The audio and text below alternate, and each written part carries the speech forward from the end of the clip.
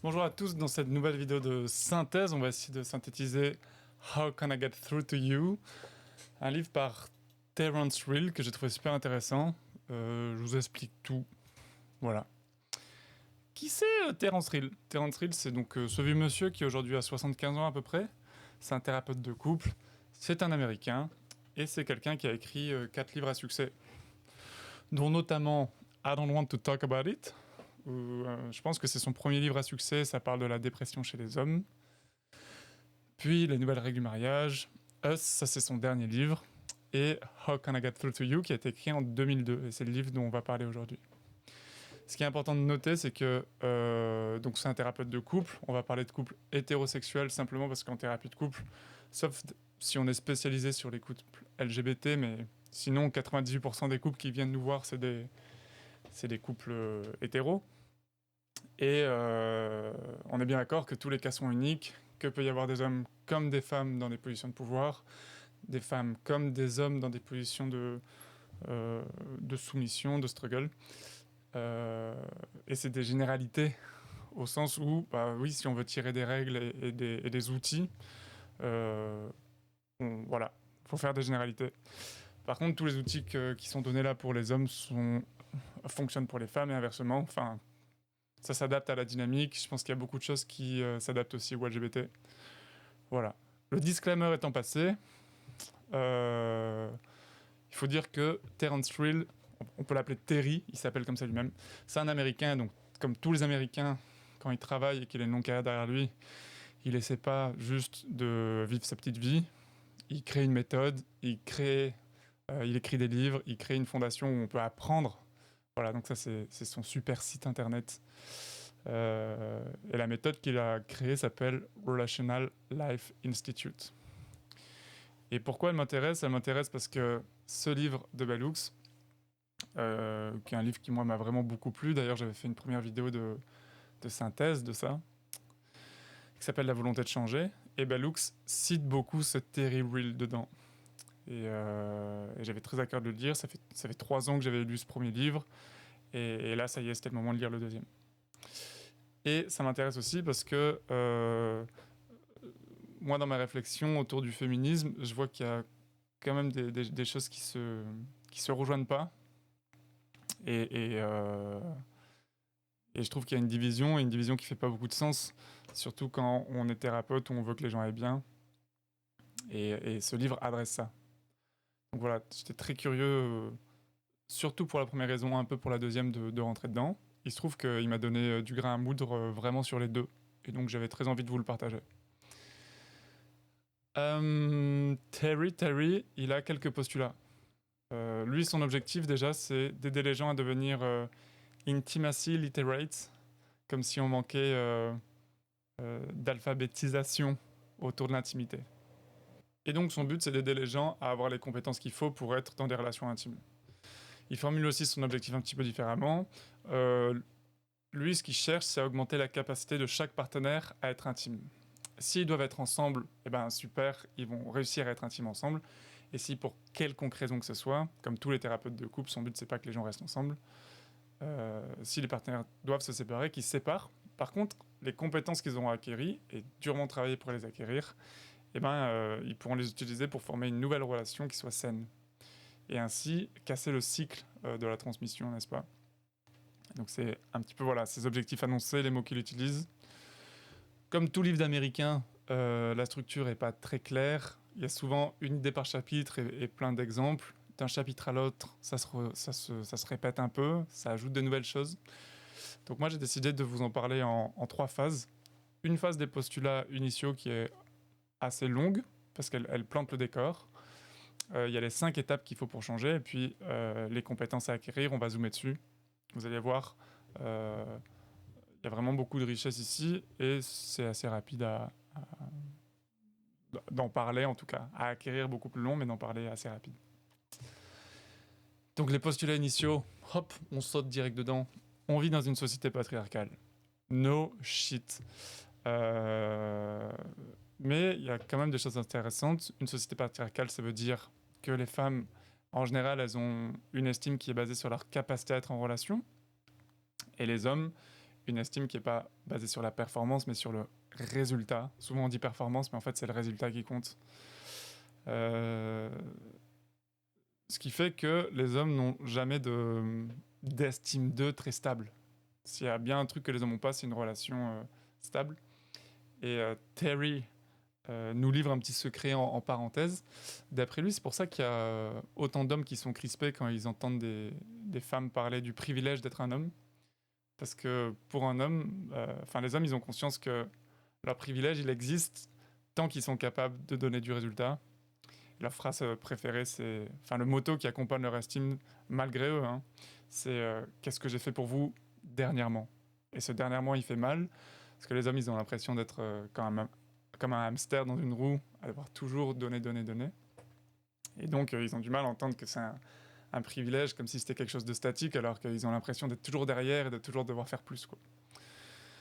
Donc voilà, on est dans une société patriarcale, avec une estime de soi qui est pas basée à l'intérieur de nous comme ça devrait l'être, mais sur l'extérieur, pour les femmes, les relations, et pour les hommes, en fonction des résultats. Une société patriarcale, ça veut dire que les valeurs humaines, ce qui constitue un être humain, ça a été séparé en deux. Et toutes ces qualités, on les a séparées en deux. On a dit, le côté gauche, c'est plutôt pour les hommes, et le côté droit, c'est plutôt pour les femmes. Et en plus de l'avoir séparé en deux, on a mis une hiérarchie. On a dit, le côté gauche, celui des hommes, il est mieux que celui des femmes. Ça veut dire ça, une société patriarcale. Et donc, ce qu'on va chercher à développer, c'est en priorité une estime de soi saine. Ça va être le socle qui va permettre de construire au-dessus. Postulat initial, il y a aussi 40 ans de révolution féministe. Ça, qu'est-ce que ça amène ? Ça amène notamment une attente qui est relativement nouvelle dans le mariage, c'est que le mariage, ça soit un espace de proximité. Jusqu'ici, c'était pas le cas. Et en fait, ce qui est important de se rendre compte, c'est que c'est une attente que les femmes portent, mais pas forcément les hommes. En fait, les hommes, ils sont pas forcément insatisfaits de leur mariage. Ils sont insatisfaits que les femmes, de voir leurs femmes pas satisfaits avec eux, mais l'arrangement, il leur convient, quoi, globalement. Et c'est ce que Terry, il appelle l'intimacy gap, l'écart d'intimité. Donc c'est pas que les hommes s'en fichent, c'est que la socialisation des hommes fait que vers entre 3 et 5 ans, ils ont appris à cacher leurs émotions, ils ont un traumatisme autour de ça, et donc ils n'ont pas les mêmes attentes, quoi. Et puis eux, ils reproduisent le schéma de leur père, de leur grand-père, ça a marché jusque-là, voilà, ils voient pas le problème. Là où les femmes, si. Et d'ailleurs, ce livre écrit en 2002 cite une source, 70% des divorces sont à l'initiative des femmes, donc on voit bien que les femmes sont prêtes à aller à la crise, quoi. Ça devient très important pour elles. Alors je sais pas si les chiffres sont à jour, mais en 2002, a priori, c'était ça. Et j'imagine aux États-Unis. On est aussi dans une société anti-relationnelle. Ça, on y reviendra un tout petit peu à la fin, mais c'est juste histoire de dire que c'est une société qui valorise pas la relation, c'est une société qui va valoriser plutôt la performance, le travail, l'argent. Et globalement, c'est une société dans laquelle on va se surengager et on va prioriser le travail et les enfants. Ça, c'est deux choses qui sont valorisées. Mais l'intimité va pas l'être plus que ça. Et en fait, si un couple vient voir un thérapeute de couple, c'est que il a besoin de travailler sur lui, sur son intimité. Il va falloir qu'on ait en tête que il va falloir créer un espace où être intime. Il va falloir que le couple mette ça en place. Avec du temps dédié, avec... voilà. Un petit postulat initial, je pense que c'est le dernier, c'est les difficultés de communication. Donc, scène classique. Alors, je sais pas si c'est Good Will Hunting ou Will Hunting. Je pense Good Will Hunting. Mais voilà, scène de dispute. Et on va s'en servir pour voir un petit peu le mécanisme classique. Ce petit monsieur, il a une estime basée sur le résultat. Comme la plupart des messieurs, il a un traumatisme. Il y a une étude qui a étudié des enfants entre 3 et 5 ans, des garçons, et qui a repéré que les garçons, dans cet âge-là, ils apprennent déjà à commencer à cacher certaines de leurs réactions, certaines de leurs émotions. Et ce qui est important de comprendre, c'est que on ne peut pas vivre bien avec cette partie de nous en moins. C'est un traumatisme, et c'est un traumatisme qui arrive très tôt dans la vie, à un moment où on n'a pas de langage pour en parler, pour le conscientiser. Et c'est pas du tout la même chose d'avoir ce traumatisme à cet âge-là qu'avoir un traumatisme équivalent chez les femmes qui arrivent entre 11 et 13 ans à la préadolescence, où on a d'autres sources. Et donc ce petit monsieur qui a eu ce traumatisme autour de ses émotions, qui ne sait pas en parler, et qui a une estime de lui baser sur le résultat, faut bien comprendre que dans son parcours pour devenir un homme, à un moment, il a dû se placer sur le spectre du mépris. Qu'est-ce que c'est le spectre du mépris? C'est le synonyme d'être un homme, en fait. Hein. Donc c'est de n'importe où, entre prendre l'autre personne pour acquise jusqu'à de la maltraitance, un homicide. C'est un spectre. Quelque part sur ce spectre, en général, la masculinité traditionnelle place les hommes. Et donc, en tant que thérapeute, les objectifs, c'est de ramener les hommes dans l'intime, leur faire prendre conscience que ils peuvent se reconnecter à eux-mêmes, ils ont des choses à gagner là-dedans. On va voir quoi tout à l'heure. Et après, ils peuvent se connecter aux autres, se reconnecter. Et ça va être super important, avec des qualités comme l'empathie, la flexibilité. Voilà. Ça, c'est l'objectif du thérapeute pour ce petit monsieur. La femme, elle a plus de compétences relationnelles, en général, hein, mais il faut bien comprendre que c'est pas parce qu'elle a plus de compétences qu'elle sait avoir une bonne santé relationnelle. C'est-à-dire que elle va être dans des dynamiques relationnelles qui sont pas saines très souvent. Et pourquoi c'est pas sain? Parce que la plupart du temps, les femmes, elles ont du mal à s'affirmer pour des bonnes raisons, hein, parce que l'homme peut devenir agressif, tout ça. Et ça peut devenir très grave. Enfin, les réactions peuvent être très graves. Mais du coup, les femmes, elles vont apprendre à être indirectes. Et on peut pas dire que les femmes sont indirectes sans dire non plus que, oui, elles manipulent, elles sont dans le mensonge, elles contrôlent, et puis à un moment, elles abdiquent. Et Terry, donc, il dit tout ça, et il dit que personne est dupe. Les hommes, ils voient bien que les femmes, parfois, elles manipulent, parfois, elles sont dans le mensonge. Et tout le monde comprend que quand l'homme, il insiste suffisamment, la femme, elle abdique. Mais ça a un coût, et on verra lequel aussi. Ça fait partie des compétences à travailler. L'objectif pour le thérapeute, c'est d'aider la femme à changer de posture, de passer une posture de « j'aboie mais je mords pas » à une posture de « je parle doucement, franchement, avec respect. Par contre, j'ai un gourdin et ça a des conséquences si tu m'écoutes pas, si tu me respectes pas. » C'est ça qu'on vise. On est donc coincé dans un monde relationnel dans le couple hétérosexuel, que l'auteur appelle la danse du mépris. Les femmes, en général, elles ont honte. Et les hommes, en général, soit ils ont honte, soit ils sont dans la grandiosité. Ce qu'il appelle la grandiosité, c'est le fait d'être dans une surenchère de « je suis super ». Et alors là, et l'homme est capable de passer de la honte à la grandiosité très vite. Parce que la honte, c'est inconfortable. Ça peut être une demi-seconde, hein. Ça peut être plus long. Mais la grandiosité, c'est pas inconfortable. Et quand on est dans la honte, qu'on soit une femme ou un homme, on sait qu'on est dans la honte parce que c'est pas chouette. Et on sait qu'il y a quelque chose à changer. Alors quand on est dans la grandiosité, on est super, nous. Et c'est très facile de blâmer l'autre. On est dans une situation difficile parce que l'autre n'est pas au niveau, parce qu'on n'a pas un ou une partenaire qui est suffisamment bien. Et là, on a une dynamique qui est pas super. Et Terry, il dit, voilà, ça c'est l'état de la société dans laquelle on vit, des relations de couple en général. Il y a un secret dans cette danse du mépris, c'est la loi du silence. Pourquoi on ne confronte pas les hommes autour de cette grandiosité ou de cette honte? Pourquoi on fait comme s'ils allaient bien alors que personne n'est dupe, quoi. On voit bien que les hommes ne sont pas spécialement bien, ils le savent, mais il y a cette omerta du silence. Et bien parce que les femmes, comme les enfants, ont appris que c'est super dangereux de confronter un homme. Soit il risque de s'écrouler dans la honte, la dépression, et en fait, c'est pas chouette, on va lui faire mal, et en plus on dépend de lui, si on a un enfant par exemple, parfois si on a une femme économiquement, et s'il est dans la grandiosité, en fait il peut devenir agressif, violent, abusif, psychologiquement ou physiquement, et ça peut aller, comme je le disais tout à l'heure, jusqu'à l'homicide. Donc il y a cette loi du silence si on ne confronte pas les hommes.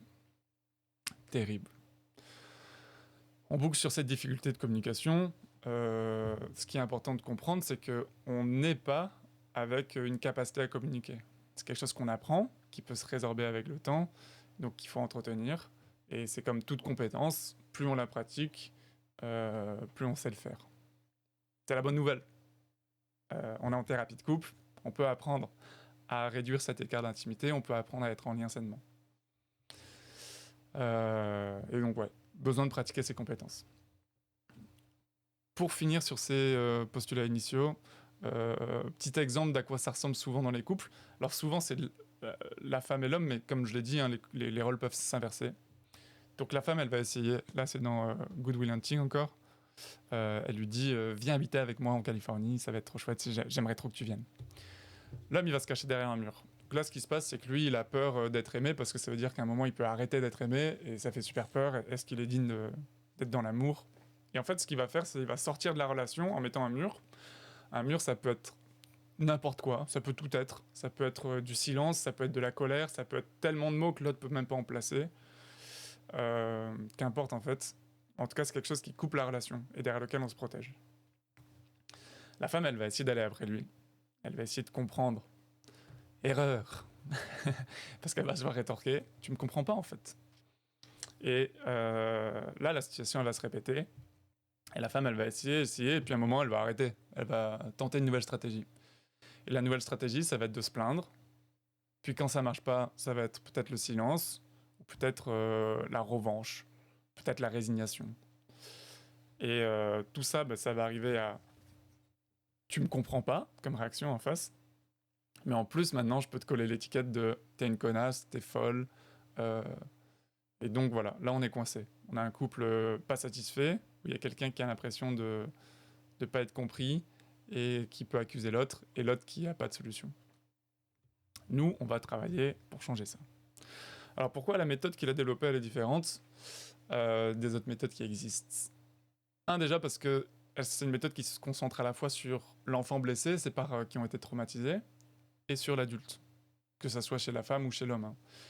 Donc l'adulte, c'est mettre la personne en face des comportements pas acceptables qu'elle ou qu'il a, et l'enfant, c'est en même temps le maintenir avec amour et l'accompagner et l'aider à résorber ses traumatismes. Et ce qu'il nous dit, Terence, c'est que les thérapies masculinistes, elles ont tendance à prendre soin vachement de ce petit enfant blessé, mais pas tellement d'appuyer sur les comportements pas sains. Les thérapies qui se veulent féministes, elles ont tendance à faire l'inverse, appuyer très fort sur les comportements, mais pas tenir avec amour le patient homme et faire en sorte qu'il dépasse ses traumatismes d'enfant. Et donc il dit, voilà, moi je fais les deux. J'ai pas besoin de m'inscrire dans l'un ou dans l'autre. On est là pour un projet qui n'a pas besoin de se positionner politiquement, parce qu'on veut que les gens aillent bien en fait. On est à l'étape d'après. C'est une méthode où le thérapeute prend parti. Alors ça, par rapport à la thérapie traditionnelle, c'est super rare. Normalement, ça n'arrive pas. Le thérapeute de couple, il est censé être neutre. Sauf que dans la première étape, ça va être super important d'amplifier la parole de la femme pour arriver à engager l'homme. Souvent dans les thérapies classiques, on va faire en sorte de donner envie à l'homme de changer, la technique de la carotte. Là, c'est plutôt une technique du bâton, c'est plutôt genre « Hé mec, si tu changes pas, tu risques de prendre ça dans la gueule, tu risques de perdre ta femme, elle risque de partir. Là, t'as un vrai enjeu. » Voilà. C'est le parti pris qui est pris, soit. Vous l'aurez compris, c'est une méthode qui est confrontationnelle, encore dans le but d'engager l'homme. Il dit que souvent dans les thérapies de couple classiques, il y a une sorte d'accord tacite entre la femme et le clinicien qui est de faut pas qu'on pousse l'homme trop fort, on va l'engager petit à petit, sinon il risque de se braquer. Et en fait, Terry, par l'expérience, il dit la confiance qu'on construit avec un homme, elle existe jusqu'au moment où on le confronte. Que ça soit dans une semaine ou que ça soit dans 2 ans, c'est ça tout le temps le moment où ça passe ou ça casse. Et souvent ça casse. Donc, on va le confronter direct. Et au grand étonnement de l'idée générale, lui, dans son expérience, dans 85-90% des cas, ça accroche en fait, et ça engage l'homme. Quand on le confronte, il va au bout d'un moment accepter de rentrer dans la thérapie et de lâcher et de reconnaître.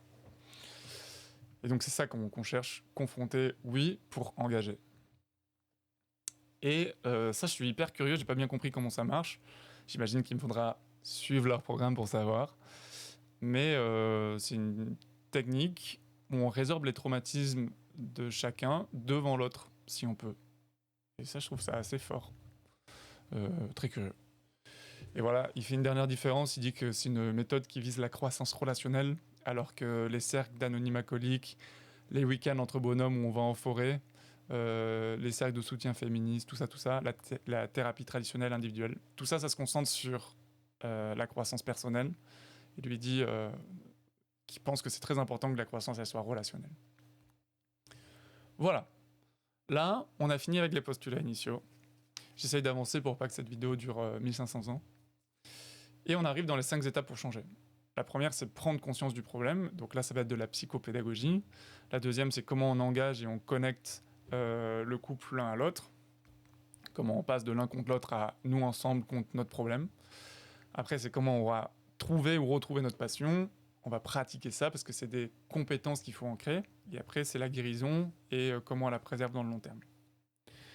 Donc, prendre conscience, c'est de la psychopédagogie. C'est en gros expliquer les postulats de base, le patriarcat, pourquoi on est là. Voilà, c'est poser un peu un cadre et reposer des bases communes.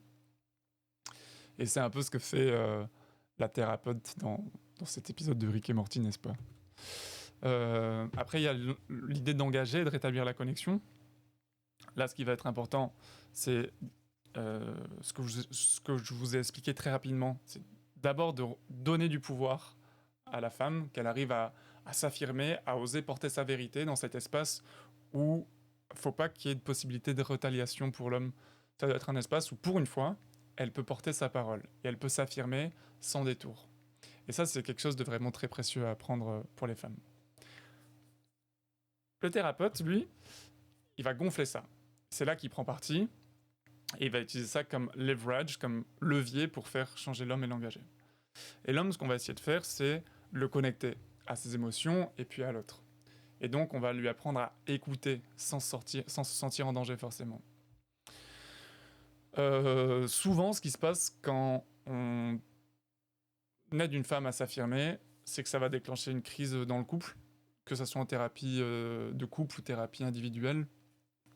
En tout cas, c'est ce que pour l'instant me dit mon expérience et c'est ce qui est souligné dans le livre. Et en fait, c'est une super opportunité, cette crise. Terence Real, il dit même que lui, il la recherche parce que ça permet de mettre le sujet au centre et de montrer pourquoi on veut changer, quoi. Voilà, ça y est, on a une opportunité de changement, on a une opportunité de défier le statu quo et de rétablir de nouvelles règles. Et puis, très important, quand on veut engager le couple dans une thérapie de couple, on va essayer de faire en sorte que le terrain soit qualitatif sous nos pieds.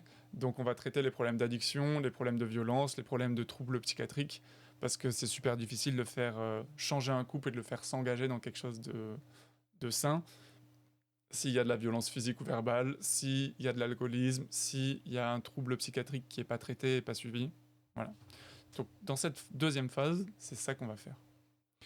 Une fois que tout le monde est d'accord pour travailler ensemble, on est super content, on avance. On arrive d'en retrouver la passion. Là, il va falloir faire le deuil de certaines fantaisies. Parce que notre société patriarcale, elle nous fait vivre avec des images préconçues dans les films, la musique, les contes, qu'importe. Et il y en a qui abîment le couple. La première, c'est ce que va dire l'homme, c'est un peu la posture. C'est serre-moi, femme, et je prendrai soin de toi. Ça, c'est mon rôle, ça, c'est ton rôle. La femme, c'est performe pour moi et je répondrai à tous tes besoins. Bon, ça, c'est 2 mythes qu'il va nous falloir déconstruire de suite, que ça soit dans nos parties conscientes ou nos parties inconscientes, parce que ça distribue trop les rôles et ça permet pas à chacun de partager sa vérité. Ça enferme, en fait. Ça enferme, et puis ce qui va se passer, c'est que comme on part pas de ses besoins et de ses désirs à soi, comme on les partage pas, comme il y a cette injonction au-dessus de nous, à la fin, on va pas du tout vivre avec comme valeur principale la joie, le bien vivre, la relation. On va vivre avec comme valeur principale le sacrifice. Et je crois que personne consciemment choisit de vivre avec comme valeur principale le sacrifice. Et après, ce qu'on va faire, c'est qu'on va apprendre à arrêter l'érosion. Donc l'érosion de la passion, c'est 12 000 petits moments qui arrivent dans la vie de tous les jours. Ça peut être quotidien, mais c'est surtout des moments. Et c'est des moments où il va falloir mobiliser ses compétences relationnelles. Donc, Quand l'autre personne, elle nous a fait la promesse qu'elle allait performer pour nous et je répondrai à tous ses besoins, et qu'elle ne performe pas, et qu'elle ne prend pas soin de moi, qu'elle ne me protège pas, par exemple, ça va m'agacer. Au bout d'un certain temps, je vais essayer de contrôler la personne pour qu'elle fasse ce qu'elle doit faire, ce qu'elle a promis. Puis ça va pas marcher. Parce que, bottom line, personne aime être contrôlé. Au bout d'un moment, je vais vouloir me venger. Et la vengeance, c'est une façon très tordue de vouloir que l'autre personne change. Bien sûr, c'est vouloir lui faire du mal, mais c'est aussi vouloir une résolution, une réconciliation. Et ça marche pas. Hein. Et donc, au bout d'un moment, on arrive à la résignation. C'est quand juste on accepte, mais avec du ressentiment. C'est ça la différence entre l'acceptance et la résignation, c'est le ressentiment. Et là, c'est très difficile, une fois qu'on est dans la résignation, de sortir de ça. Et ça demande beaucoup de travail. Et puis après, un deuxième concept important pour arrêter l'érosion, c'est qu'on va arrêter de discréditer l'autre. Il y a deux façons de discréditer l'autre. Soit en lui disant que c'est pas pour elle, genre, les enfants n'ont pas à parler à table.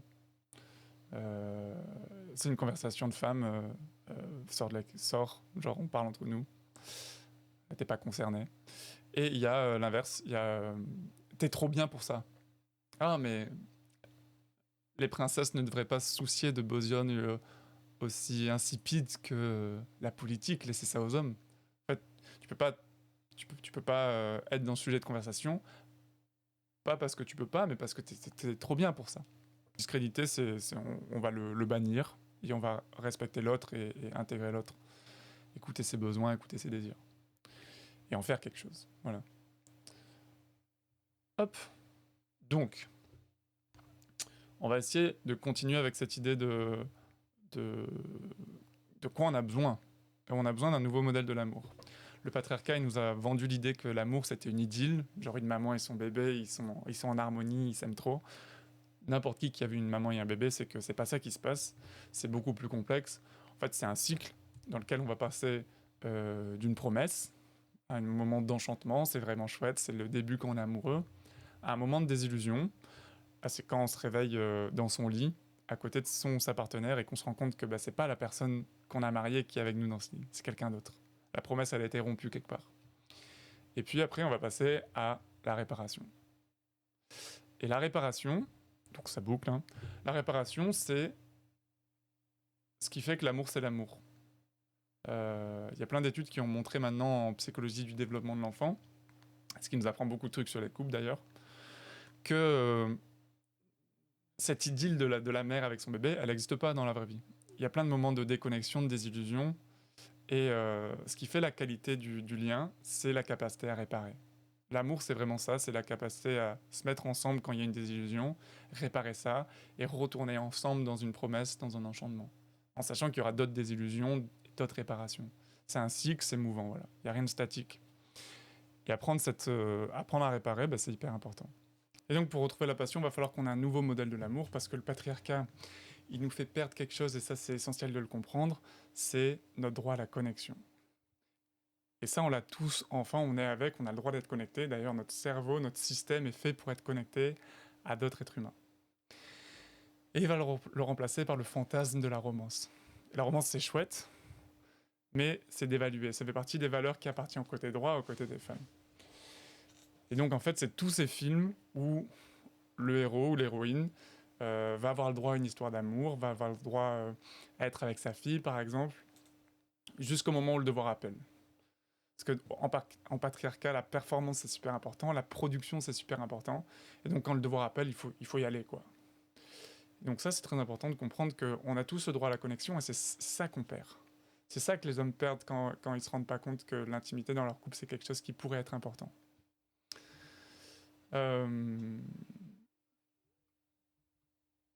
Et enfin, quelque chose sur la relation avec les enfants. Dans notre société, souvent on dit que il faut prendre soin des enfants pour qu'ils grandissent, très bien. Mais après, il faut les laisser tranquilles. Faut s'effacer en tant que parent pour qu'ils puissent grandir, notamment la mère. Donc on a ce petit enfant-là, et puis dans toutes les histoires, à un moment, elle est séparée de ses parents, elle est orpheline, il meurt, il se transforme en cochon, qu'importe. Alors que la recherche montre que les enfants qui grandissent le mieux, c'est les enfants qui ont été le plus choyés quand ils étaient petits. Donc c'est ceux à qui on n'a pas arrêté de donner de l'amour. Et la recherche montre d'ailleurs que on sèvre beaucoup trop tôt les enfants, et notamment les petits garçons, de l'amour de leur mère. Et souvent c'est les mères eux-mêmes qui arrêtent par peur, quoi. Faut qu'ils grandissent maintenant.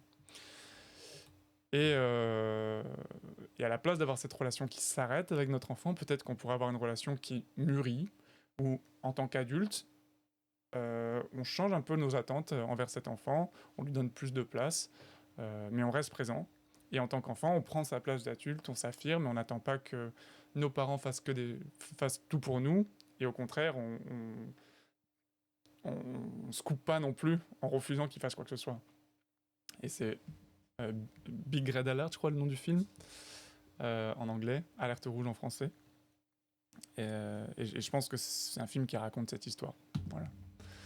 Donc la psychopédagogie, c'est fait, ça y est, on a engagé et connecté notre couple, et il est sur le point de retrouver la passion.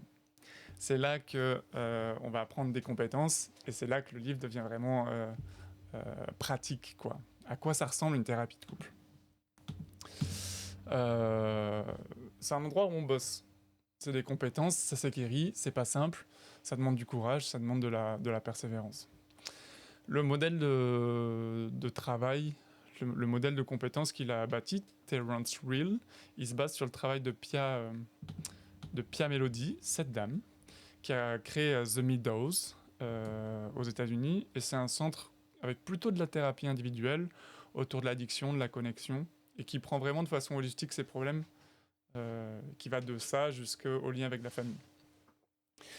Et c'est un petit peu un copier-coller de ce qu'elle a fait pour l'individu, mais pour des compétences qui soient relationnelles pour le couple, parce que Terence, c'est un professionnel du couple. Et je pense que c'est en cette qualité qu'il intervient au Médo. Pia Mellody, comme c'est une américaine et qu'elle est très forte, elle n'a pas un centre, ni deux centres, ni trois centres, mais en fait, elle a 11 centres. Genre, c'est un truc très très reconnu. Et voici les compétences. La première, c'est l'estime de soi. C'est-à-dire être capable de se regarder avec un regard chaleureux, malgré nos limites et nos imperfections. Je vous parle de ces compétences parce que comme c'est un petit peu les mêmes, je trouve ça intéressant de voir au niveau individuel ce qui se passe et au niveau du couple comment ça peut être un petit peu différent. Donc l'estime de soi, c'est ça. On a des limites, on a des imperfections, mais on a un regard chaleureux sur soi-même. Et les dysfonctionnements, ça va être ressentir de la honte ou ressentir de la grandiosité. La honte, c'est dans Vice Versa, quand Riley, elle devient toute rouge, là. Et la grandiosité, c'est quand elle pense que toute seule, elle peut marquer, et elle joue super perso, et elle s'obstine, quoi. Après, il y a la conscience de soi, c'est-à-dire arriver à ressentir sa propre expérience de la vie, quelles sont mes pensées, mes émotions, mes sensations. Et ça, c'est quelque chose que perdent beaucoup les hommes en patriarcat, aussi les femmes, hein, mais par la sociabilisation plutôt des hommes. Et après, il y a savoir les partager de façon adaptée aux autres. Je peux être en colère sans te crier dessus et te manquer de respect. Et les dysfonctionnements, ça va être la dissociation ou le perfectionnisme. La dissociation, serait-ce Professeur Rogue peut-être, quelqu'un qui sent plus trop d'émotions. Et le perfectionnisme, c'est peut-être Shang-Li dans Mulan, où on veut tellement que tout soit parfait qu'on en oublie de ressentir ce qu'on ressent vraiment nous. Je sais pas si c'était le meilleur exemple Shang-Li, mais je trouvais ça chouette de le mettre. La troisième compétence, c'est savoir poser des limites. Ça nous protège et ça nous contient tout en restant connectés aux autres. C'est ça qu'on vise. Des gens qui dysfonctionneraient là-dessus, ils seraient soit trop heureux, trop réactifs, ils ressentiraient trop d'émotions et ils réagiraient trop en fonction des autres, ou alors trop fermés et trop désengagés. Cruella, très clairement quelqu'un de trop heureux. La mère de Cendrillon, la belle-mère, très clairement quelqu'un de désengagé. Après, il y a l'interdépendance, savoir identifier mes désirs et mes besoins, savoir que c'est à moi d'en prendre soin et en prendre soin, et aussi accepter que les autres puissent en prendre soin de façon appropriée. En dysfonctionnement, il y a la surdépendance, oui, et il y a l'antidépendance, l'absence de désir ou l'absence de besoin. Surdépendance, et surdépendance, Sasuke. Voilà. Et puis la modération, c'est faire l'expérience de la vie et l'exprimer de façon modérée. Dysfonctionnement, ça va être l'immaturité, on est trop détendu. Ou alors l'inverse, l'hypermaturité, être trop ferme. Dans Parks and Recs, Peut-être que Leslie, nope, elle est hyper mature. Et peut-être que Andy, il est un peu immature. Un poil. Voilà. Je vous la remets là si vous voulez mettre pause et avoir le tableau dans son ensemble. Et nous, on passe à celle de Terence Real maintenant. Donc il y a l'estime relationnelle.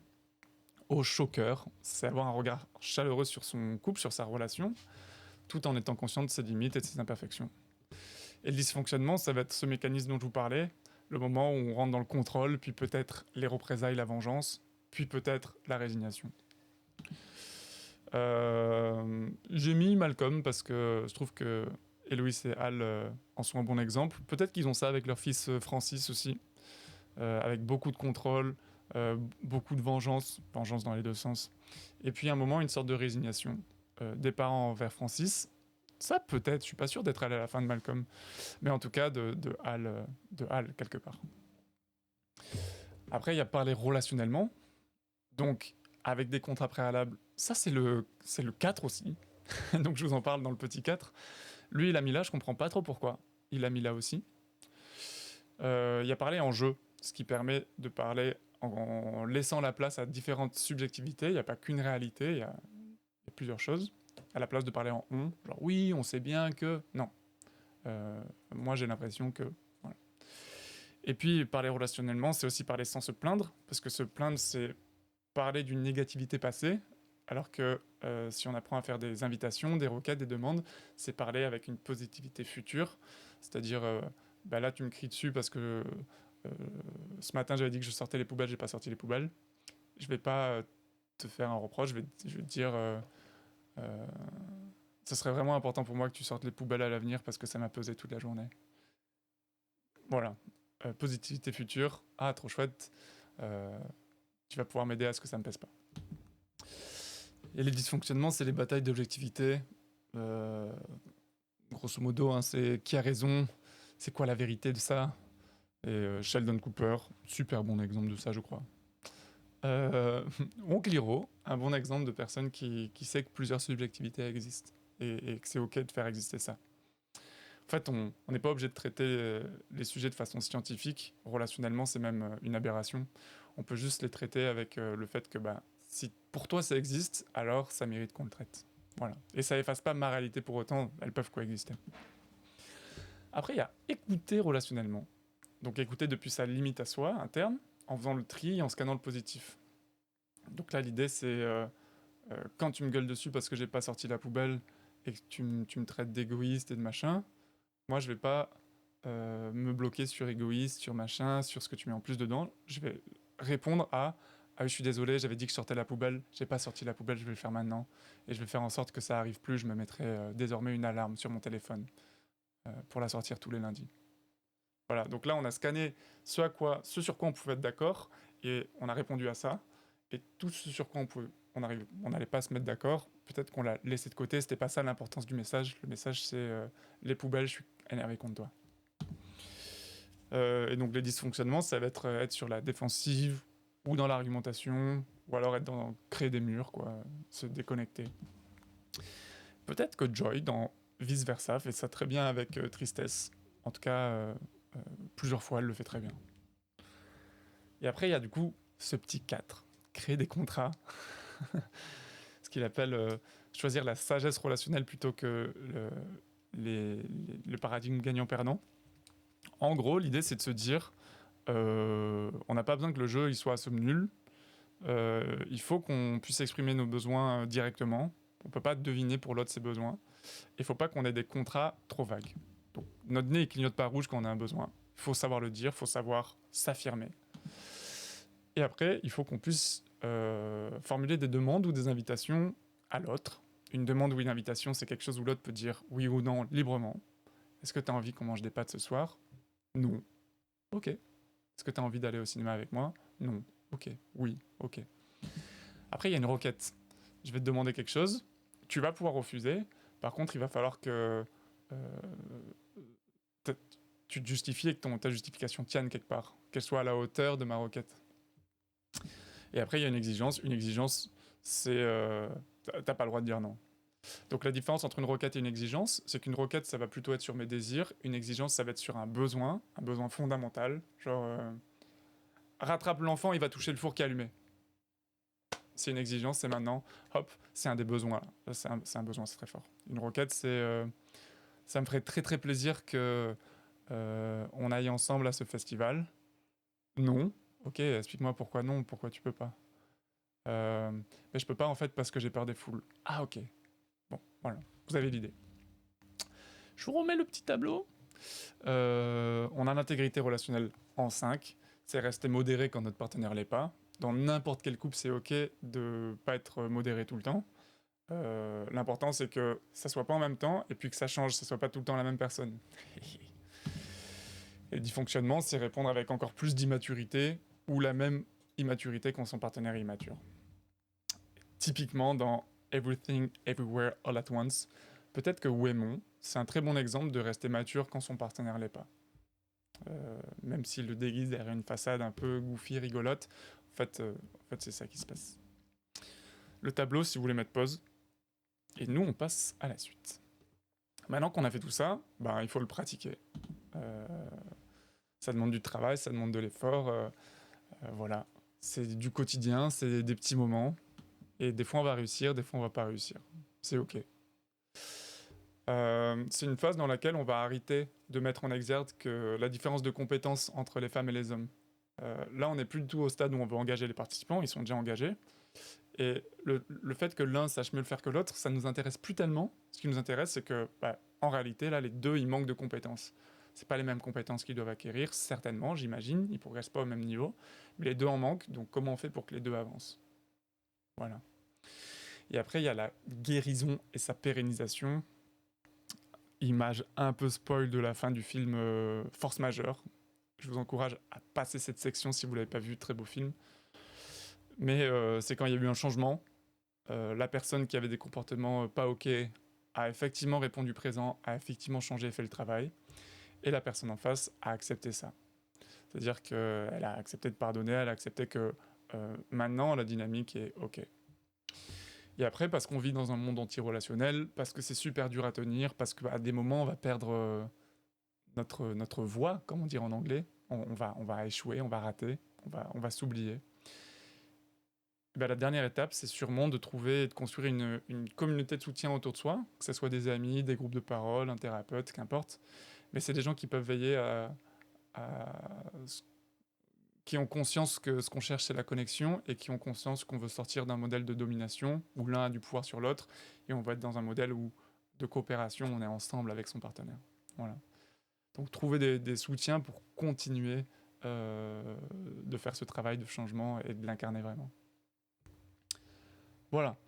Ce monsieur Terence Hill, ce qu'il cherche à faire en fait, c'est créer un espace dans lequel les femmes elles peuvent partager leur vérité ouvertement, sans risque de représailles, et c'est ça où le bas blesse souvent dans les couples aujourd'hui. Et créer un espace où les hommes peuvent se tenir avec qui ils sont, de façon authentique, avec leurs émotions, leurs pensées. Ça déjà, juste ça, c'est vraiment quelque chose. Faut vraiment prendre conscience qu'il y a plein d'hommes qui sont vraiment coupés de ça. Et c'est un espace dans lequel ils vont pouvoir se tenir sans minimiser la vérité de l'autre, sans lui faire subir des représailles, ou s'enfuir. Encore une fois, c'est genré parce que dans la plupart des cas, c'est comme ça. J'ai bien conscience que c'est pas le cas dans tous les couples, qu'il y a des exceptions dans tous les sens, qu'il y a plein d'hommes et de femmes où les dynamiques sont inversées. Voilà.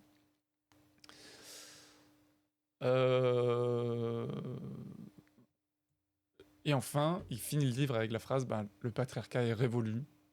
On n'a pas besoin de vivre ainsi plus longtemps.